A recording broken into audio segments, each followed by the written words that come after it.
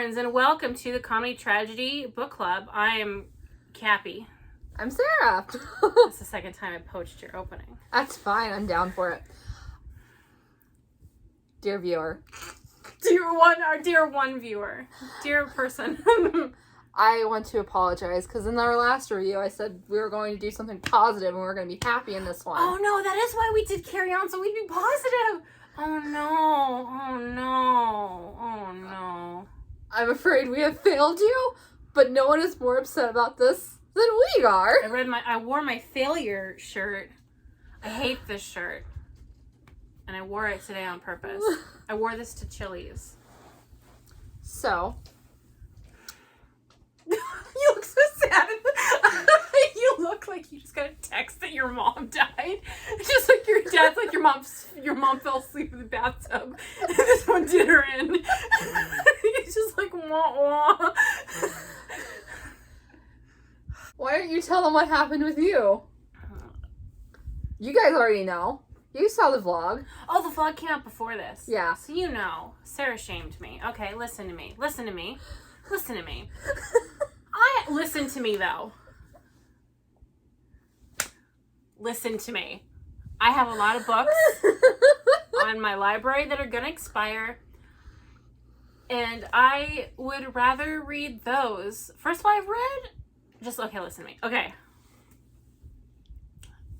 I like feeling good things. I like candy.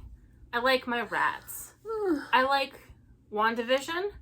I like this sign that says ahoy.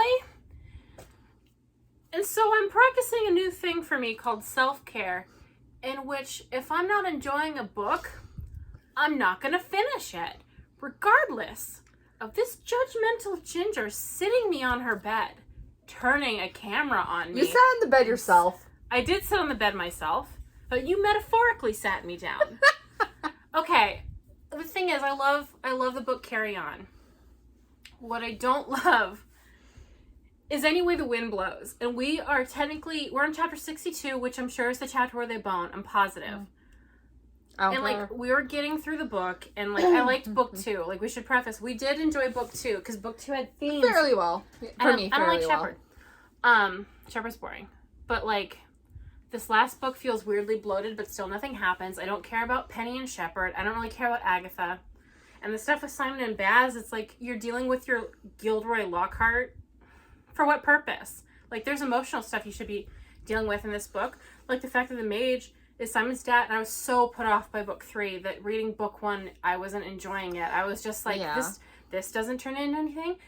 This doesn't turn into instead of answering questions or delving into these pockets of deep emotion, I'm listening to Penny go, "You're engaged to a demon that you met." I don't even know what accent that is. She's so mad. It's just annoying because it's Penny's mad at this dude she met a week ago having a pass. Yeah. And it's we should be hearing about how Simon feels about the mage being his dad, and we're almost done with the book and he doesn't even know yet. And it's so you blew it, because even if he finds out right now, which he's not going to because they're about to have sex and it's a 30-minute chapter, she blew it. And it's why did you do this book if there's not going to be am I too stupid to pick up on the themes? Anyway, the point is I'm not liking this book, and I'm not liking it so much that it made me not want to finish Carry On, because I'm just bummed now, because it's this stuff that I thought was so beautiful and good doesn't lead to anywhere. And if it was just one book, that's fine, but she made the choice to make it a trilogy when she didn't have to. And I'm viewing it as her not having the follow through to do this properly. And it's you had these boys fighting, this couple, through the entirety of book 2. They weren't good, and then at the beginning of book 3 they just were oh, actually no, we're fine, so we could be fun boyfriends for this whole last book. And it's that's cheating. You should have had them have a conversation at the end of the second book and had them tentatively getting along again. But that's not what you did. You blew it, Rainbow. You blew it, and I bought 2 copies of this book that you blew, and I'm not buying another one. Not getting the Waterstones edition. I'm mad now that I have to go spend $18 to get a matching one for the first one, which I don't even like right now. I gotta put it up there, so I got these 2 sets, and I'm just filled with rage and disappointment. You took this away from me. You could have left it at 1 book, and I would have had my special gay wizards, but no, you had to write more. And you blew it. I'm upset because everything I like gets ruined. Scott Cawthon had to go be the way Scott Cawthon is. That's a FNAF. That's FNAF. Five Nights at Freddy's. Yeah. Don't betray the queers. We have money too. I mean, like, it feels like lately just a lot of things I like have been like getting ruined, including Star Wars. And like I had this wonderful little books mean so much to me, and I had this wonderful book I loved, and then because Rainbow Rowell spat out this last book as if she didn't care, the whole rest of it feels tainted for me. And that sucks, because now I feel like I can't even go visit the first one again and enjoy it, because it's like, oh man, so what? Thanks. So, I finished Carry On, as you guys saw. I don't have a rant in my soul the way Cappie does. But yeah, I mean, I have pretty mixed feelings about Carry On, the whole series now, to be perfectly honest. I remember during Wayward Son, I just kept thinking, because like one of the things that's always bugged me is that at the end of Carry On, Nicodemus, which is Carry On, is about it's a Harry Potter fanfic, basically. Yeah, it's basically Draco and Harry if they fell in love. Yeah, and Nicodemus is a vampire, and he's also a twin to the Hagrid stand-in, whose name is Ebb. And at the end, Ebb gets herself into a bad situation with the mage, and she ends up dying. But before that, Nicodemus realizes she's in trouble, and he's desperate to save her. And then Baz is just like, no, I don't give a shit, which has always bugged me. And that's the last we see of Nicodemus for the entirety of Carry On and Wayward Son, and the majority of Any Way the Wind Blows. He just pops in when it's revealed that he's sleeping with Baz's aunt. And I don't know. It's always been so unsatisfying to me that that's how that ended, because he clearly loved Ebb so deeply.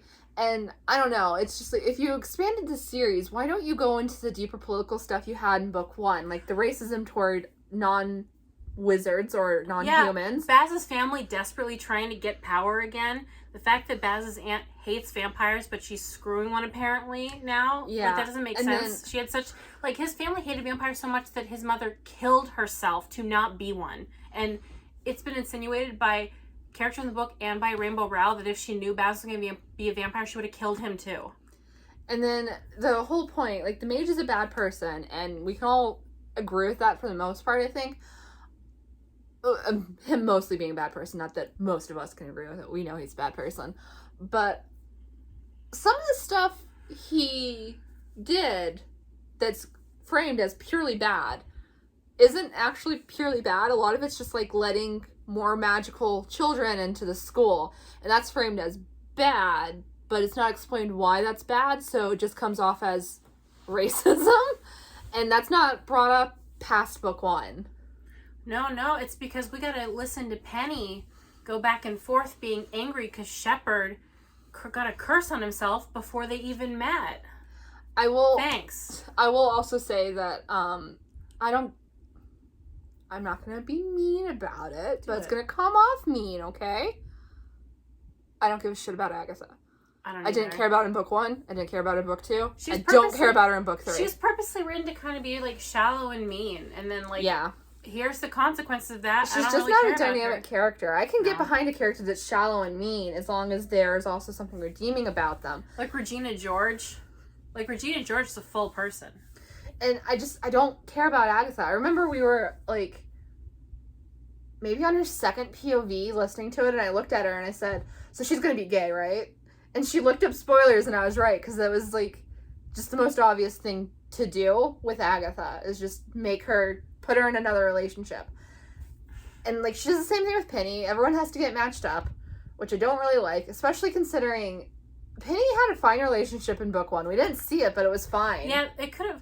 It's weird because like if she wanted another character in it, how come like instead of Shepard she didn't just make that Penny's boyfriend? Like why didn't she give Shepard's personality and even the things he did? Because then there would be conflict of like, if it was her boyfriend and he secretly got cursed / engaged to a demon, then that's actual conflict. But instead of with this guy she met a week ago. I probably would have liked that more, because like in book one, like, we don't see much of her boyfriend, but they have a perfectly healthy relationship, in my opinion, because she can go off and do her own thing, and he can go off and do his own thing, and neither of them needs to know exactly where the other one is and what they're doing.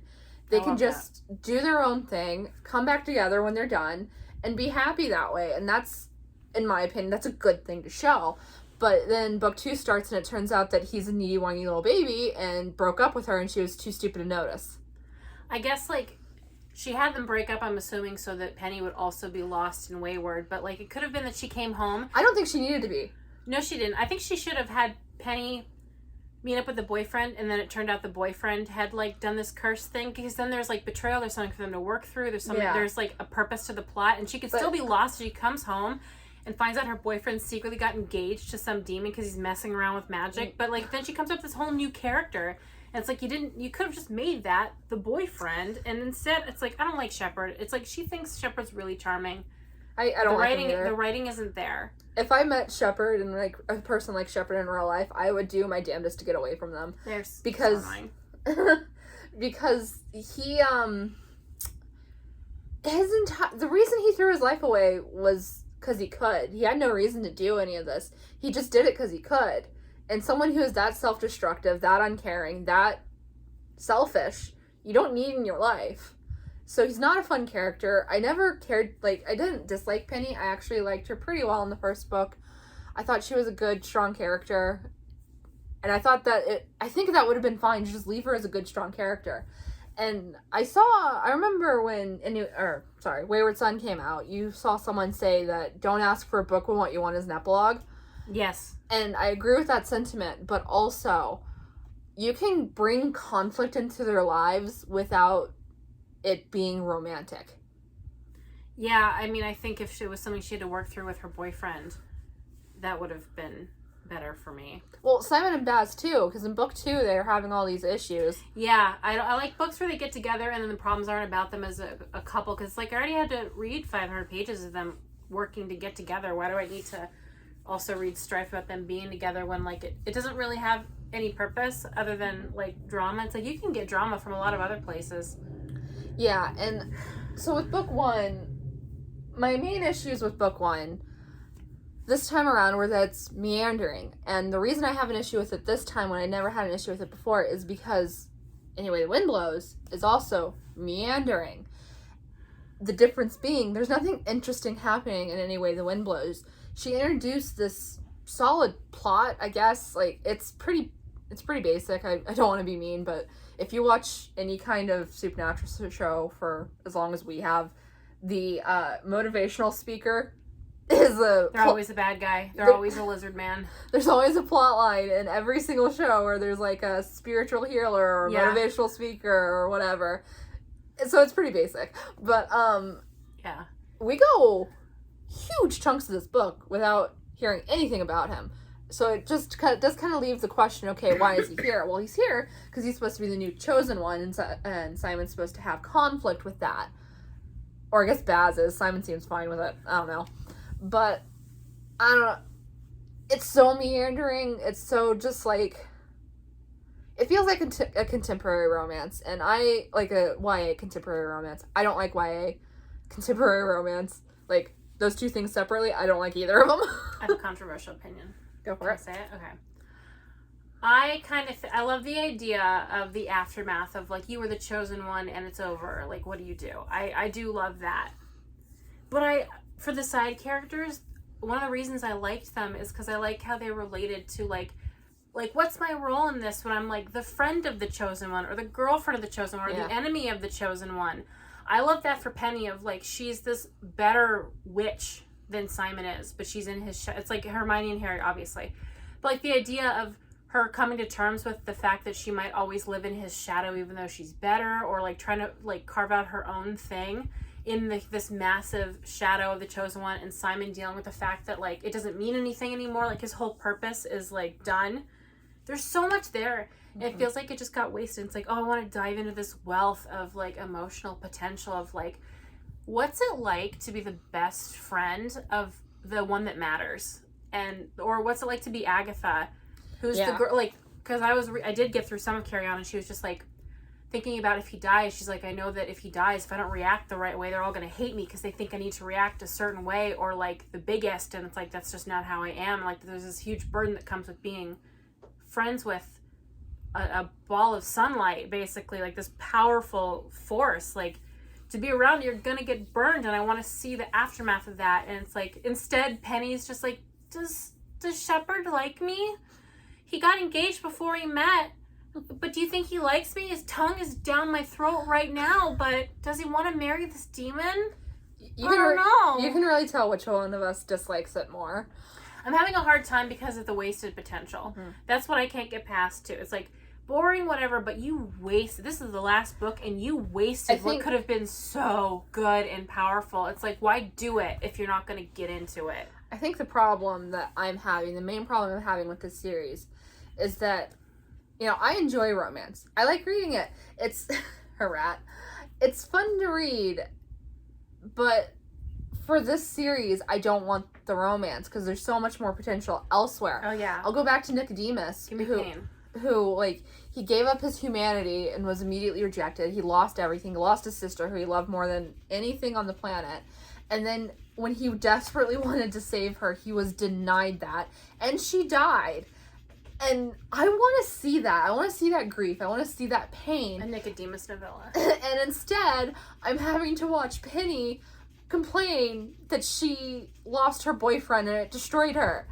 I don't care about that. Yeah, I also don't want to necessarily just go in on Penny just because it's the easy one. Yeah. I'm not pleased with what's happening with Simon and Baz either. They're just boring. They're boring. Yeah, like, where's the spark? It felt like such a throwaway thing to have them just be fine. Like, they were fighting for, like, they weren't getting along or working out for the entirety of book 2, and then book 3 they broke up for 5 minutes, and then just like, well, we should just be together, and like, we're fine now. And it's like, that's so lazy. Like, it felt like she was like, all right, I'm sick of this, I want to skip it. And so she like fast traveled to them getting along, and it's like, you should have just had them reconcile at the end of book 2, and then you could have had them be fun for book 3, because there's a lot of parts in it that are fun with them, but it's like bogged down with trash. I read a lot of J.R. Ward. She's one of my favorite authors. But one of my biggest issues with her books, especially toward the end of her Black Dagger Brotherhood series, is that sometimes when the male character gets together with the female character, and it's time for him to have his, you know, happily ever after, she just kind of smooths over their personality for the end of that book to where they're just generic. And I feel like that's what happened with Baz. Because in book 1, I just read book 1, and we were in the middle of Any Way the Wind Blows. I can make a pretty good, solid comparison. I keep thinking about you saying, so when he's like, I'm going to spit in his face and lick it off. Yeah, like, he doesn't have those kinds of lines. He doesn't have, like, the angry lines. And I'm not saying he needs to be an angry character, but he doesn't have those lines, and I don't know where they went. They just stopped.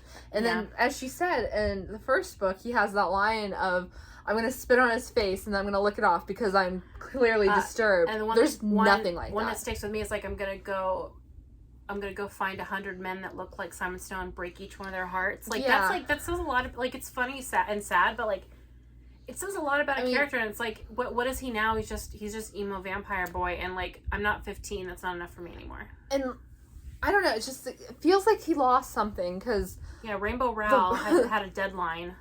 The war ended, and he lost something, and I missed that thing that he lost. And he just doesn't have enough personality in this for me to stay attached to him. And then Simon also lost something. He doesn't eat butter anymore. Like, what's Simon's personality now? He's just mopey, but it feels like less deserved than it, like, if you, I don't want to sit here, like, I wanted to, well, we were going to do one where we like it. I'm very sad. We're doing Grand Chateau. I swear to God, just give me something I can be joyous about, please. But it's also frustrating because, I don't know, it feels kind of like, because in book 1, all these characters have problematic lines and thoughts and all that kind of stuff that people can rant about for days. And it kind of goes away in book 2 and 3. And I feel like when she removed that, she removed their personality, but she took all those, like, problematic all that problematic stuff and just shuffled it over to Shepard. Let's have a disclaimer real quick. We are aware of the Rainbow Rowell controversy. I haven't read the book that is the most problematic with her. So we don't take this as us loving Carrie on that like we absolve her of any bad things she's done, because like I know what she did and it's pretty not good. So I just want to put that in here that like I don't support the choice she made in her portrayal of, I believe, a Korean character in Eleanor and Park. I don't know. Oh, you don't know? Oh, I know what happened, but yeah. I don't. I just want to put that out there that like we're aware that there's issues with Rainbow Rowell and like we don't condone it. I like the gay wizards, okay, and the vampires. That's it. I promise. So yeah, it just feels like it feels like she took a piece of sandpaper and just like all the way down to the smooth wood, and there's nothing left for us to gravitate toward. Because Simon's just sad, Baz is just sad, Penny's just angry, Agatha's just angry. And I didn't... Shepard, I feel like with Shepard, she wanted him to be like fun, chaotic, and he just is kind of reckless in not a fun way. Yeah, I don't like Shepard. He's just... I don't know. I just don't like him. I can't pinpoint why. I feel nothing for him. I just keep thinking if I met him, I'd be like, no, I don't want to be friends with you. You're going to get me in trouble. You're going to get some demon summoned here, not the cool, kissy kind, but like the bad kind. So, and then with Carry On, some more specific things that I have an issue with. I understand why she spends 150 pages of Simon meandering around the school, not doing anything but looking for Baz. I understand why. I don't disagree with her decision to have a good chunk of the book where Baz isn't there. But it's boring. It is so boring. The first time I read it, I also was like, oh, where does Baz come in? Let me get an exact page count. This is my signed edition that Sarah spent $30 on for me because I loved this book so much, and she's a good friend. I didn't even buy you candy today like I promised I would. And I still got candy. She did. Lucy. Oh, I love Lucy. That's the other thing that breaks my heart. That's the other thing I'm very confused about. Lucy is Simon's mom, and in the first book, she's a ghost, and she's hovering around. She's telling her part of the story. And it's made pretty clear that whatever drew the other ghosts back across the veil couldn't grab her. So she's just kind of stayed on this side and followed Simon, told her story.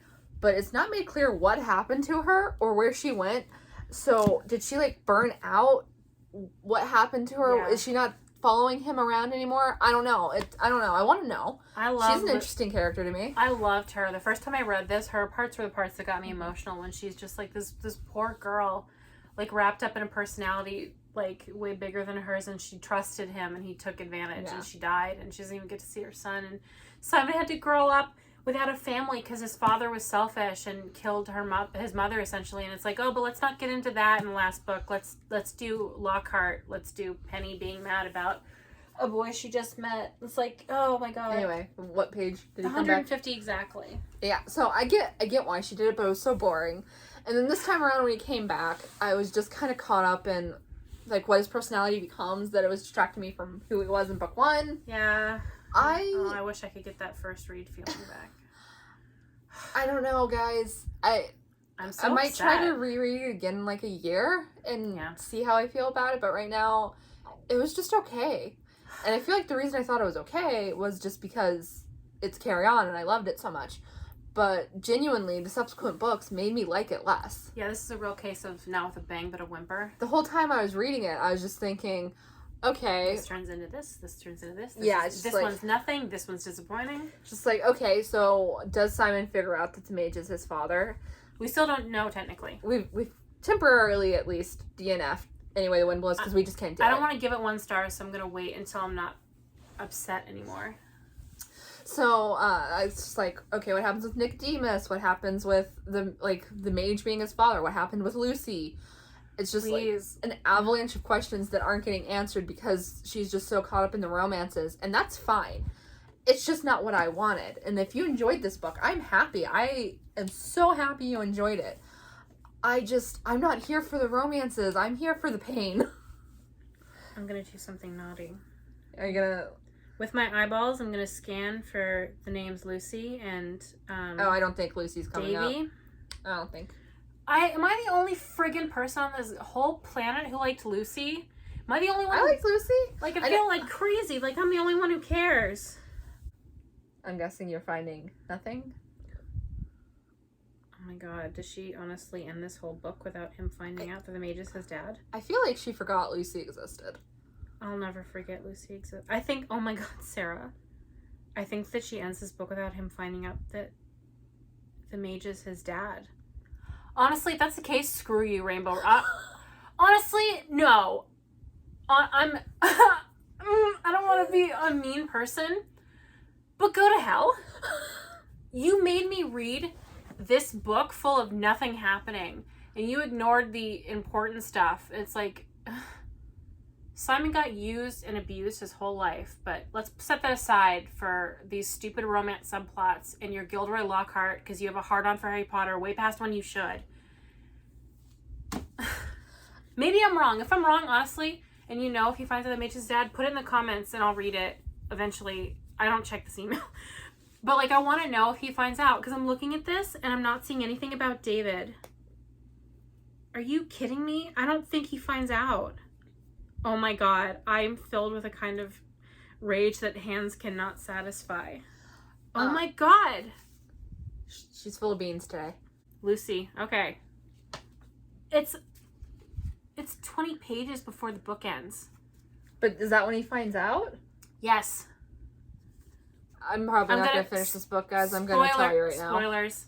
The mage lied to me. He lied to the whole world of magic. He killed Eb. He tried to take my magic. He hurt me again and again. I begged him to stop. He did it. I can't be Lady Salisbury's child because I can't be Lucy's. Because I can't be the mage's. I killed him. I killed the mage. I can't be. And that's page 158, and the book ends at... I don't know who the audience for this book is. If you enjoyed it, honestly, tell me why. It was 13 pages before. But is that when he found out, or is that just when he was having the breakdown? No, that's when he found out.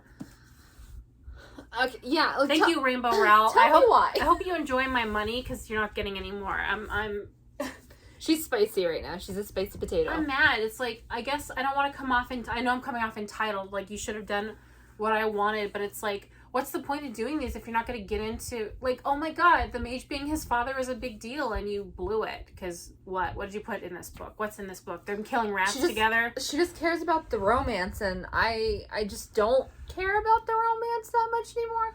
I cared in book 1 when it was just Simon and Baz, but there was so much more going on. That's the other thing, is like, it was a huge romance plot, but also the plot to figure out who killed Baz's mother was wrapped so tightly in it you could not separate the two.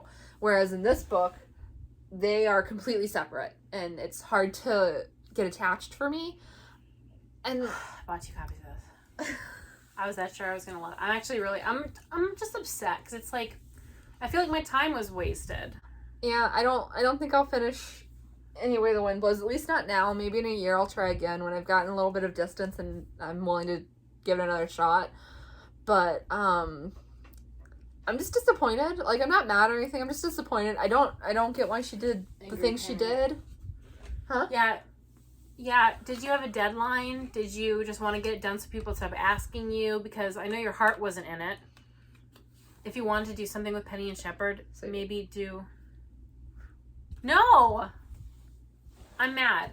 If you want to do something with, like, these other characters, give them a whole book at least so you can flesh it out, so they don't pop in every once in a while so Penny can be angry about stuff he did before they met. It's like a dude being angry that he finds out his girlfriend had sex with other dudes before they met. It's like, yeah, man, people have lives. People do things. Like, yeah, he did stupid things, but you met a week ago. Now Rainbow Rowell's never going to put me on her PR list. I don't know. Yeah, so I'm sorry we couldn't be positive this time. I'm really disappointed. The reasons I liked the Carry On before now is just because of the pain.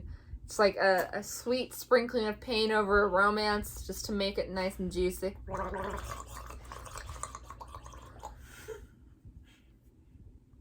I could feel like the future me was coming in to be like, you're gonna regret letting that be on the internet at some point in your life, and I'm just like, it's fine. Alright, so we're gonna stop being so spicy now and let you guys get back to your lives. Yeah, I hope I can get back to my life. Thank you for joining us on this episode. It's a little shorter this time because we hated it, as usual. So upset. Can we pick a book that we're gonna like next, please? God, I hope so. I'm not enjoying this. I don't enjoy the show. No, not the show. I don't enjoy sitting here and complaining. I want to gush because I can gush. There's things that I adore. I adore the Witcher show. I think it's beautifully done. Yennefer is perfect. Die for you, babe. Season 2, December. I love the Patricia Briggs books, and maybe one day if she reads them, I can gush and she can sit there and be like, yeah, it's okay. Can we? All right. Next time we'll try really hard to find something we enjoy. We picked our favorite book, essentially. Oh, we could pick our actual favorite book.